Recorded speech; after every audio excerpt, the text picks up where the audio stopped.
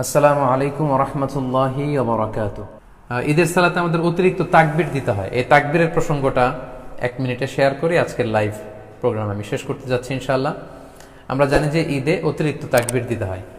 হানাফি মাযহাব মতে আমরা 6টা অতিরিক্ত তাকবীর দেই। প্রথম রাকাতে অতিরিক্ত 3টা, দ্বিতীয় রাকাতে 3টা।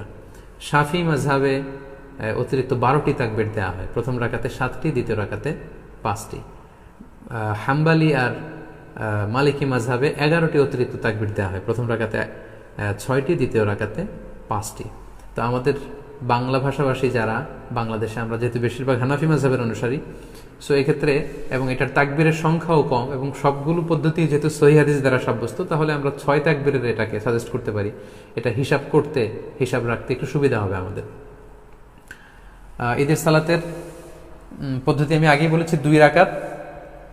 আপনি যদি 6 তাকবীরের সাথে আদায় করেন, আমরা যারা করি 6 তাকবীরের সাথে, সেটার পদ্ধতিটা হবে এমন: তাকবীরে তাহরিমে আল্লাহু আকবার বলে আপনি সানা পড়বেন। সানা পড়ে কেরাত পড়ার আগে আপনি অতিরিক্ত 3টা তাকবীর দিবেন, আল্লাহু আকবার, আল্লাহু আকবার, আল্লাহু আকবার।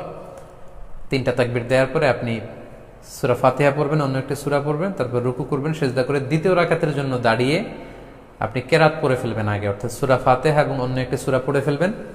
রুকুতে যাওয়ার আগে আপনি অতিরিক্ত 3টি তাকবীর দিবেন, আল্লাহু আকবার, আল্লাহু আকবার, আল্লাহু আকবার, এবং চতুর্থ তাকবীর দিয়ে আপনি রুকুতে যাবেন। এভাবে 6টি অতিরিক্ত তাকবীর দেওয়ার মধ্য দিয়ে কিন্তু আমরা খুব সহজেই আমাদের বাসায় ঈদের সালাত আদায় করতে পারবো এবং ঈদের সালাত আদায় শেষে আমাদের খুতবা দেওয়ার কোনো প্রয়োজন নেই। সম্মানিত শুধু আশা করছি এই লকডাউন পিরিয়ডে কিভাবে আমরা ঈদের সালাত আদায় করব এ ব্যাপারে সম্যক একটি ধারণা আপনারা পেয়েছেন।